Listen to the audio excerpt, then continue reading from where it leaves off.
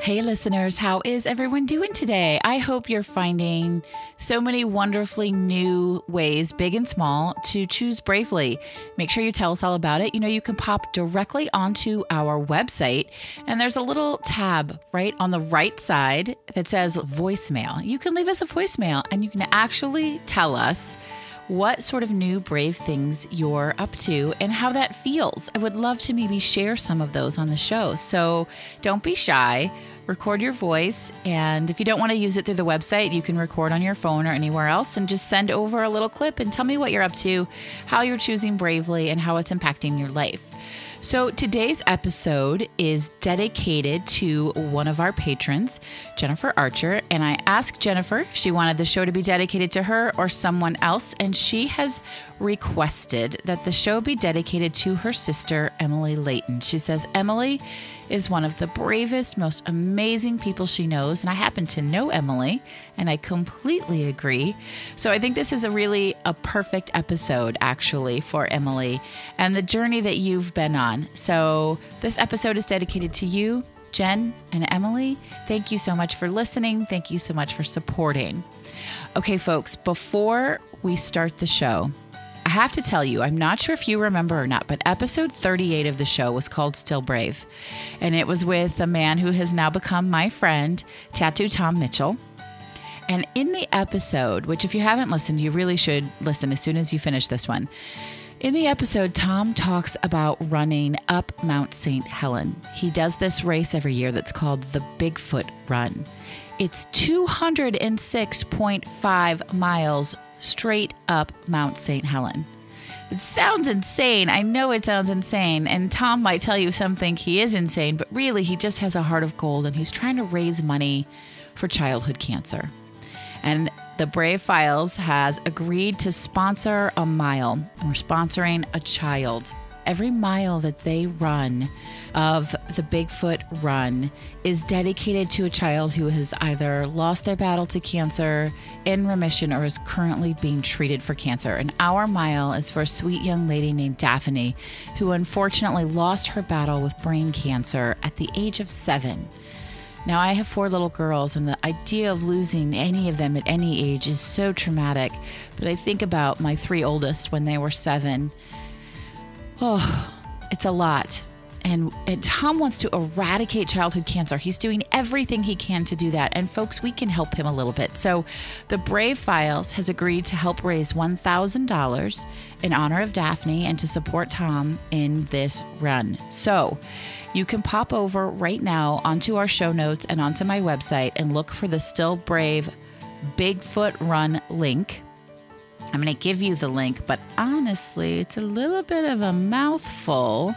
The link is run.stillbrave.org/sponsors/brave. Okay? So it's run.stillbrave.org/sponsors/brave. But I'm going to make this super easy for you. We are going to put a link directly on the show notes for this episode and directly on the website. All you got to do is click that button. It'll take you straight to this page. Help me raise $1,000. Help me make a difference with this. So thank you to everyone who has stepped up so far. We do have some awesome donations and I'm grateful for all of that. So yeah, a lot going on this morning. I want to know how you're brave, which is pretty fantastic. I want to, again, thank Jennifer Archer for being a patron and dedicating the show to her sister, Emily. I hope you both enjoy the episode. And then we need your support. So help us out with sponsoring Bigfoot Run. Check it out on the website. vickeryandco.com is the website. And here's the show. Intention, collaboration, revelation. You are listening to The Brave Files, real stories from people living courageously. You can listen to the show anywhere you enjoy podcasts, and we'd love for you to subscribe, rate, and give a review on Apple Podcasts. It really does make a difference, and we appreciate it.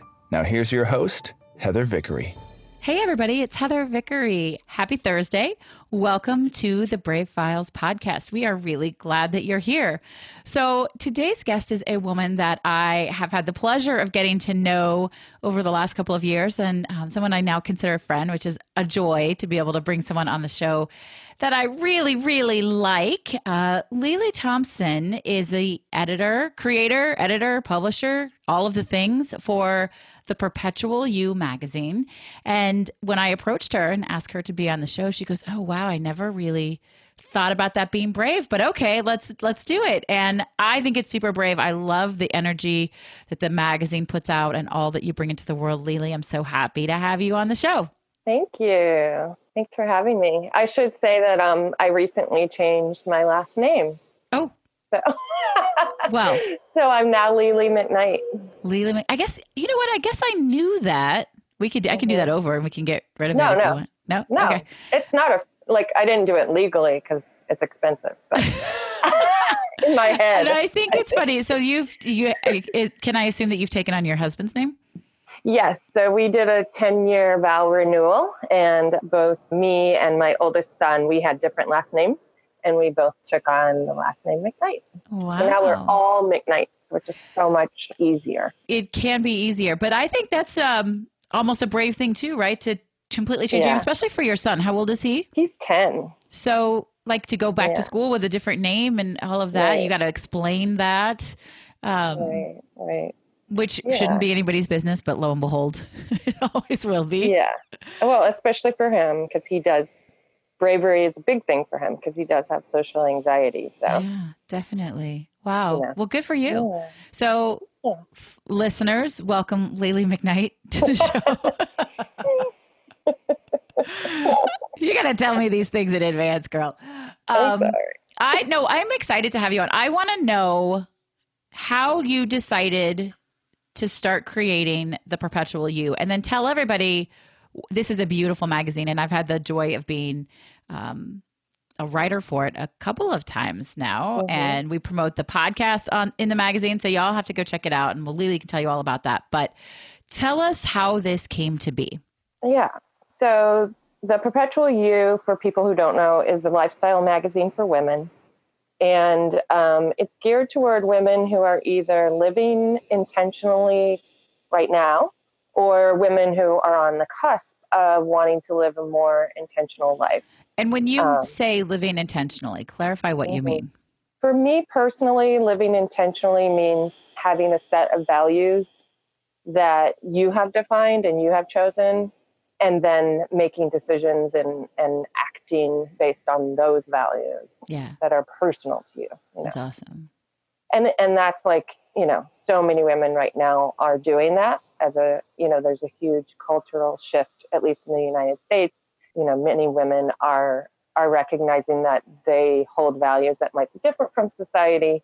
So this is a time when we need encouragement, we need support, we need to know that we have a community. So that's what the magazine is meant to provide.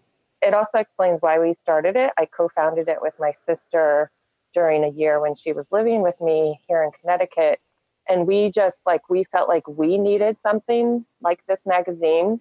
We had both just kind of, nearing our 40s, basically. We had both just recently decided we wanted to live more intentionally, and we're figuring that out. And we couldn't find anything that really, would encourage us without making us feel like, here's 10 things you have to do, or she loved the Oprah magazine. Right. I love using that as an example because Oprah's a badass and we all love her and she's amazing. But we saw one of her magazines and it had something on the front like how to fit back into your skinny jeans. Which is a good example. So not the point. Yeah, of how women's media, even quote unquote positive women's media can be very subversive. I don't think that Oprah realizes how, she's not doing that to make women feel worse about themselves. But I would think Oprah would know better. How many times has she not fit in her skinny jeans? Exactly. Oh. So, just to throw it out there, when I thought about what am I doing that's brave, I think that's where bravery, I guess, plays into this story, because it takes a lot of willpower to be the only person or the only magazine with this mission. Absolutely. Yeah. It does, I think. And what you're exposing your readers to is that there are a lot of ways to live life and honor yourself and, like you said, be intentional about it, not being a bystander in your own life, like take control. And we have a lot of people on the show who find ways to help people do that, and none of them do it the way you do it. And I really love it. It's such a beautiful magazine. It is got to be an incredible labor of love for you. Yeah. You don't, I you mean, don't it's like, I'm publish like, a magazine. you want to help people intentionally live their lives. Like, who just goes, well, you know what? We can produce a magazine that's really beautiful and costs a ton to make and hope to sell it. Like, that's ambitious. We were it was more naivety. I mean, we just did not know what we were getting ourselves into. And my sister, it wasn't her thing. You know, that's why she's no longer involved, because it didn't speak to her the way it spoke to me. Right. And that's fine, you know, but it appeals to my sort of creative mind. I'm a big picture thinker, so I love the planning, you know, aspect of it. And I have a background as a creative writer. So, you know, that piece of me is being fulfilled. Absolutely. Yeah, I love it. So how do you find people to write for the magazine? How do you decide what's going to be included or not? Well, one of the ways our magazine is different is that we don't hire freelance writers who go research a subject, you know, and then sort of report back on that. What I want to do is showcase the voices of experts, of women who are experts in their field.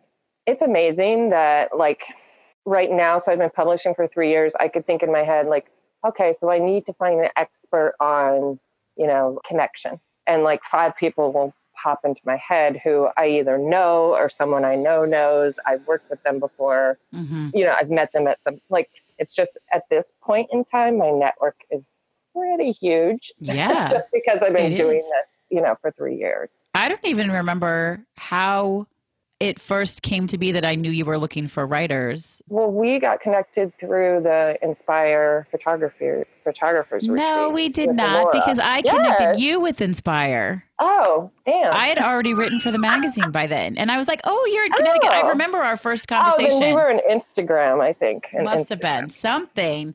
And you had a call out for articles. I don't know. I have the magazine here somewhere. Awesome. They're so pretty, you guys. Yeah. You don't read them and throw them out. You either read them and keep them or pass them along to people so that they can see them. Right. And it was really fun to see your name on a byline. It was one of the first, maybe it was the second time that had happened for me with my own article and not one that somebody else had written about me, which was kind of cool. And then how are you connecting with readers? We publish digitally on the Issue platform, which, you know, anyone could be searching on there for, you know, self-care or intentional living, and one of our magazines could pop up. So that's good. As far as the print magazine is concerned, right now, it's really like people I know or who know me, you know, I mean, it's still very, like, we're like a micro printer. We're printing 50 to 55 copies a month. I want to be in stores, you know, but I don't want to do like, my goal is not like Stop and Shop or even like Barnes and Noble. Even though those would be amazing. In Chicago, we don't have a Stop and Shop. Okay. Kind of well, the grocery. But I want to, like, my idea is that like local stores, local boutiques that already have a variety of like small batch, handmade type stuff, maybe have a focus on women makers or something like that, you know, that they would carry the magazine. And we have a couple of stockists here in Connecticut, but I think that's a good connection where our potential reader is already there shopping, spending money, and then she could be introduced to this.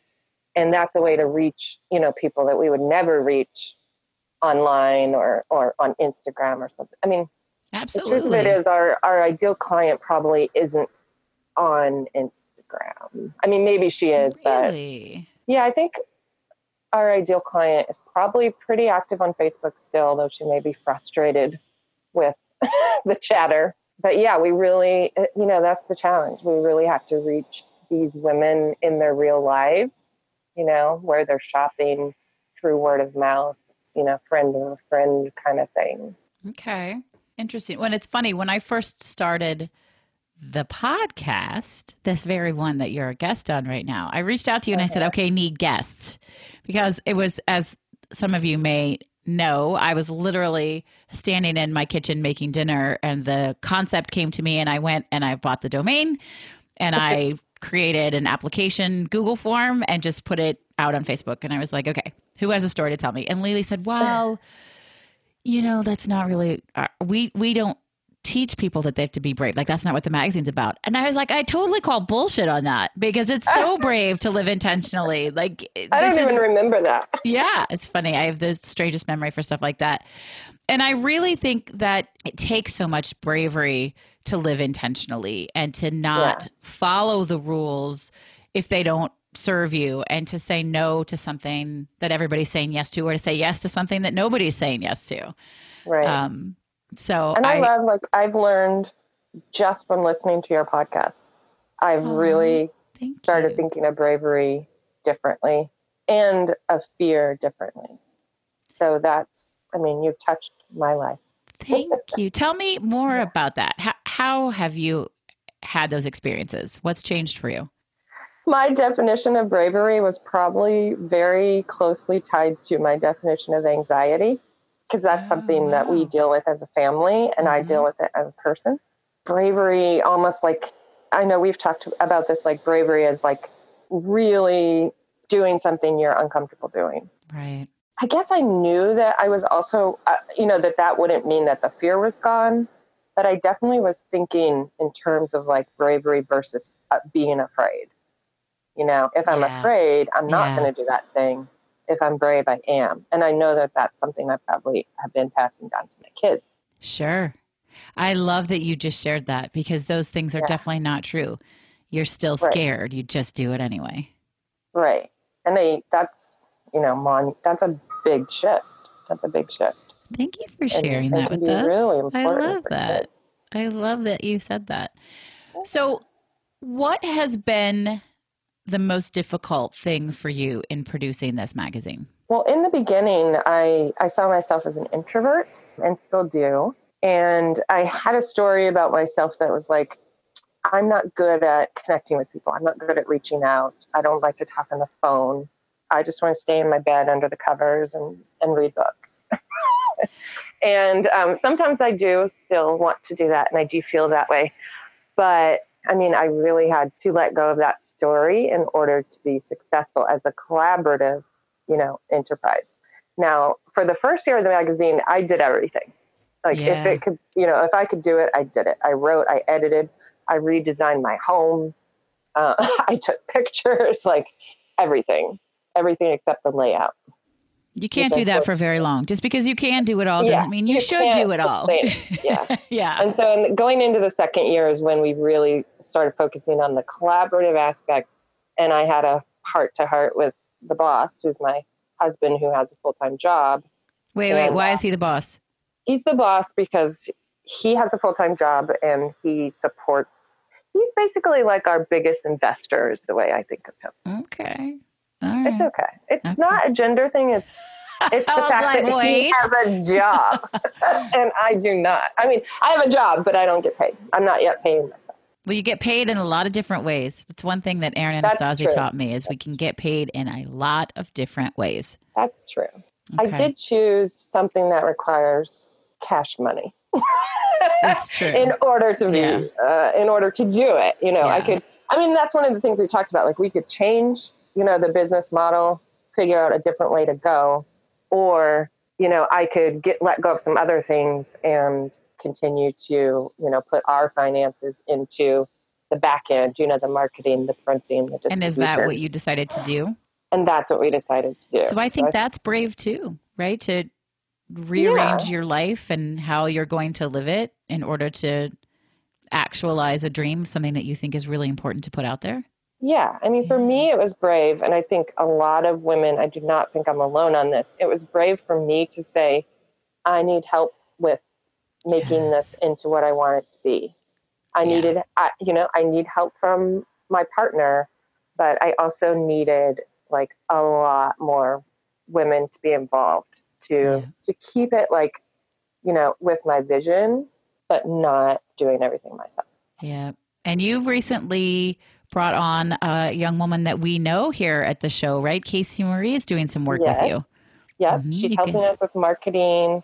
She already writes for the magazine. She's helping us with marketing, and she just started doing photography for us too, which is amazing. Like if you've seen the magazine, you know that we cannot do what we do without the contribution of photographers. So absolutely. So you guys, Casey was on the show not that long ago, and I'm really embarrassed right now because I'm blanking on the title. Holding Up the Light. I was like, I gotta quickly look up the title of our episode. Holding Up the Light. You should check it out. It was a really great interview. And then also, I think that we met Erin Stevens North through you. And so she had some art in the magazine, which is so cool. That was one of my favorite interviews because, well, first of all, it's laugh out loud funny. And we don't always get that. We're talking about bravery. And I think we connect, and it's not always super heavy. I think some people are afraid to listen to the show because they think, wow, this is going to be really, really intense. Somebody's overcome some sort of terrible illness or they're dying or whatever, which I think is most often not the case. But Erin's interview was funny. Yeah, she's funny. But it was a very serious topic. And it was really enjoyable to listen to. So I love all of the awesome people I have met through you. What has been the biggest pleasant surprise? I'm sure there are a number of things that just light you up all the time, but what's been the most notable pleasant surprise? My belief in humanity has been, totally changed. I mean, in addition to being super introverted, I was also cynical. Just to throw a bomb out there, I was clinically depressed for much of my life. So I had a pretty dour worldview, me against the world kind of thing. And that's just not true. I mean, I have found that it's even more than 9 times out of 10, although that's the phrase I use, is 9 times out of 10, if I ask a woman to help me, to collaborate with me, to send a product to be in the magazine, to advertise like you do, if I ask, they almost always say yes. Isn't that magic? That is it is. It's magical because I never would have thought that, I didn't think that when I started. It's just so life affirming, to get up and be like, I know 100 women, that I could, one of the things I thought about the other day, I was kind of upset and I can't remember why, but I thought, 3 years ago, if I felt this way, I would have gone shopping. That was my therapy, retail therapy. Oh, yeah. But my first instinct when I noticed that I was upset was to text 1 of 3 people, and that's because I've made so many good friends. And the thing is, people can't give you what you want if you don't ask for it. They don't know what it is. Right. Yeah. Sadly. And the side effect of that is, oh my gosh, I'm not in it alone. People like me. They really like me. Right. I have a support system. There's a tribe of people around me, so many benefits. When I was going through my divorce and I couldn't, there was too much happening. And I'm talking about basic life things like getting kids to and from birthday parties. And if I was traveling for work, picking them up and taking them to school and all of those kinds of things. And I'm a big, strong girl. I can do it all myself. And I can. It just kind of sucks, right? It's exhausting and I'm cranky and it's not fair to my kids. And learning to let people help me was the best gift ever because the fallout from that was that I knew I was loved. Yeah. And I mean, we did an issue on generosity and I go back to it a lot because, I learned at that time that generosity is both giving and receiving. Yes. That side of it too. I'm asking a lot of people for help. I'm also putting into the world, this idea that I want to be helpful too. I want to showcase your product or run a market, where local makers can be featured and things like that. I actually teach that when I lead workshops. One of the things we talk about is letting people help you and giving and receiving. And I'll literally ask that question. When somebody asks you to help them, how does it make you feel? And almost always everyone says, it feels great. I want to help people. And I'm like, exactly. That's how people feel when you ask them also. Right. Right. Right. But we don't ever think of it that way. We never look at it from that perspective. So all of these cool things are happening for you. Mm-hmm. How do you celebrate them? How do you honor and love on these wins of yours? Well, I knew you were going to ask this. That's one I ask every week. As an avid listener. What celebrate is one of our favorite words of the magazine. However, I could not come up with like one thing I do. What? It's so weird for me to say this because I've already given you like the introvert feel. But I think for me, like for something to be real, like I sort of experience it myself and like I kind of hold it close for a little while. Okay. And that's my introverted side. I do a lot of just like thinking and conversing with myself. But that can be celebration as long as you're pausing, doing that, acknowledging, recognizing. Yeah. And then I'm ready and I'll like go to lunch with someone and share it with them. But I do still really want to first like process it myself. I love that. I honor that. Yeah. I mean, what I think has been so cool about asking that question every week is there's almost always a different answer. And sometimes it's very introspective and quiet and people just pause. Sometimes they journal about it. Sometimes they go, wow, I'm so glad that's done. I'm going to go take a walk. I had one woman who said, I reserve special chocolate. I don't think that episode's aired yet, but I love that answer. She's like, I have a really good, expensive piece of chocolate. I'm like, yes. I love that answer.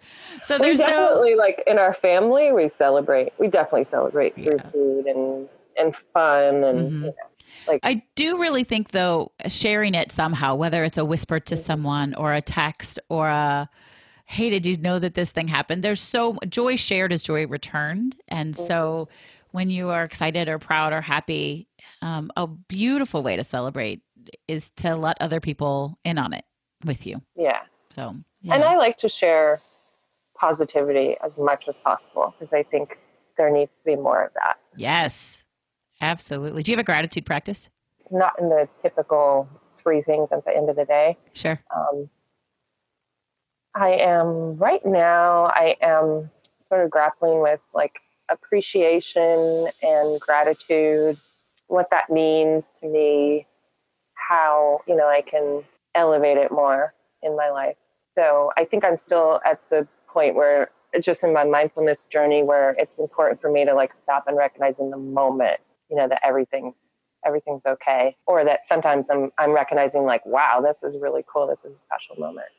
And I think Instagram for me is the biggest reason I continue to have an Instagram for my own life is because that I think I express my gratitude that way. And both in the like moment when I'm posting and also I love to go back and look at my own feed. Like me too. Yeah. And just I think it's very fun. Yeah. I really, really honor that. I mean, I do have an end of the day gratitude practice, but it's certainly not limited to that. And by no means is it a requirement, but just to live with gratitude surrounding you as something that you can be grateful for happens, to acknowledge it, to say, oh, I am so glad that happened. And I've learned, like, if I'm stuck in traffic and I think there's an accident in front of me, I'll say, I am so grateful that I'm back here stuck in traffic instead of up there in that accident. Right. Like just sort of reframing things that could be frustrating and finding a way that I'm glad. And I've said this quote several times on the show. And I don't know if she listens, but one day she's going to listen and she's going to know it's her. But my best friend says, I am grateful for all of the things I have and all of the things I don't have. And that always really resonates with me. Yeah. I mean, I think the person in me that wants to rebel against everything is hesitant to say like, I'm grateful for blank. Like, I think the word gratitude, I'm struggling with it because it's become trendy. Sure. And I don't think that that's a reason not to be grateful. I think that I want to make sure that I'm grateful because I'm grateful and not because it's like on a Pinterest So, at the same time, our gratitude issue, which was our very first November issue, we, of course, focus on gratitude. Yes, Women's magazine. Yes. You got to do it. It is, to date, our most popular issue being read digitally. And I think that's because people search gratitude. Absolutely. Yeah. So, yeah. I mean, there's maybe I'm just like being a wordsmith or whatever, and the feeling is the same. But I don't want to just do something because everyone else is Absolutely. doing it. I support that, although I really think it works. I had a conversation with my mom recently. She's been taking care of my grandpa who's going through chemo and radiation, and she's just sort of beat down.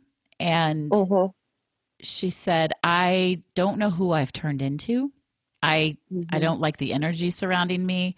She said, I want to find a way to be happy again. And I challenged her. I said, would you start a gratitude practice? And just, even if you're only spending 15 seconds a day, only thinking about things that are good instead of all of the things that are bad, see if it can create an internal shift. And she did. So I need to check in with her and see if she's still doing it and if it's working. But I really do think it's powerful. Yeah. I had a conversation recently with someone. We were talking about self-care in women's lives. We were saying, like, how cool would it be if we no longer had to, like, preach the message of self-care and women just gave themselves care, and it was a routine part of our life instead of, like, something we had to seek out and focus on. And I almost feel that way about gratitude, too. Like, wouldn't it be cool if, like, we were just grateful? Does that sound like kind of...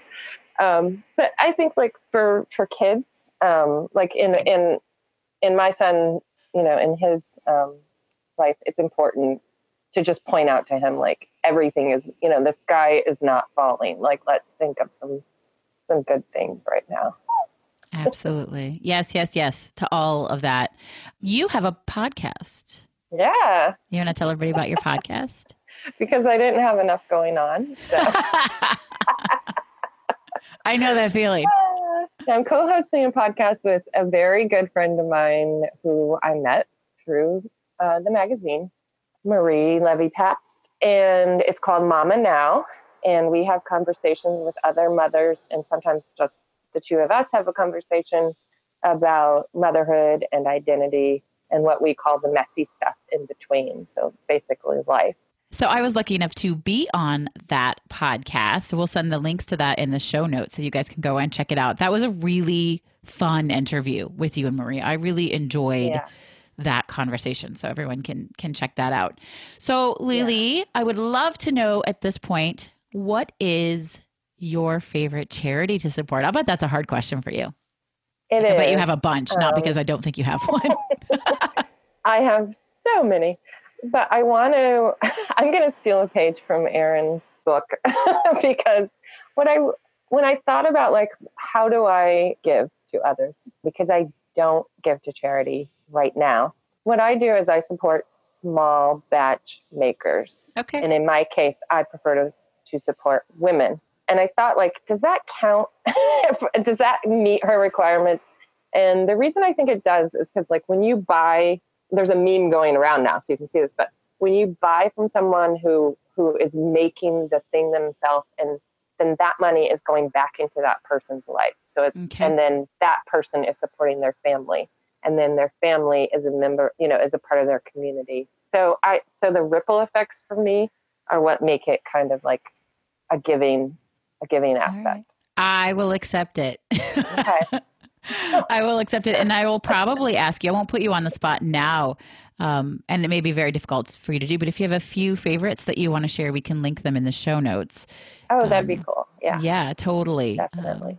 There's only so much space, but absolutely let us know and we'll do that. So you guys go look at the show notes to find out about the small batch makers, the women entrepreneurs and makers that Lily is referring to, and give them some love. I do that. I try really hard to be a local shopper, or at least shop with people that are really invested in their businesses, especially for gifts and holidays. And I'm not always successful, but it's something I put conscious effort towards. So I love that. Yeah. And it's not one thing or the other. You can support small batch makers and also, go to the big Absolutely. box Yes. grocery store. And I or mean, whatever. sometimes it just is what it is. And those are things we have to do. Right. Lily, can you share your 3 words with us one last time? Intention, connection, and revelation.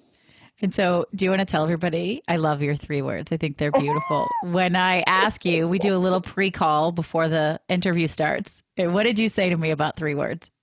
I said, asking me to choose 3 words is like sending a kid into a candy store and saying, you can have 3 pieces of candy. Yeah, because it was hard. I love words. I know. I love words too, but you did a good job. I'm very Thank proud you. of you. Those are 3 beautiful words. I just really admire the effort and the energy you put out there towards reminding women that they have choices and how they want to live their lives and that we are in control. That's what, to me, when you talk about intentional living, you are not stuck. You are in control of how you want to be in the world and what you want happening to you and around you. And the magazine is beautiful. How can people get it? Thank you. So you go to theperpetualyou.com, or you can find us on any social media channel at The Perpetual You. You can read digitally, like I said, on our website or on Issue, which is ISSUU, or you can subscribe to our print magazine and I will either mail it or bring it to you if you live nearby. Which she's legitimately done, and I am not nearby. And Over the you summer, don't live nearby. I'm driving through Chicago, and I'm going to bring you your magazine by hand. I was like, wow, how about that? It was very Special impressive. delivery. Very cool. All right, you guys. So we'll have links to all of that in the show note. And really, I encourage you to subscribe, support Lily. It's a beautiful magazine. Share it with other women that you love. Lily, thank you so much for being on the show. Thanks for having me. All right, everybody, that is a wrap for today. We will talk to you next Thursday with another awesome episode, telling you and reminding you that there are a million different ways to live bravely each and every day. So this is Heather Vickery reminding you, as always, to choose bravely. Today's show was brought to you by Audible. Audible is offering our listeners a free audiobook with a 30-day trial membership. Just go to audibletrial.com/thebravefiles and browse their unmatched selection of audio programs. Download a title of your choice for free and start listening. It's that simple. Just head to audiotrial.com/thebravefiles. Thank you for listening to The Brave Files. Be sure to visit thebravefilespodcast.com to access the show notes and discover fantastic bonus content. Music composed and produced by Matt Lewis of Union Music, LLC.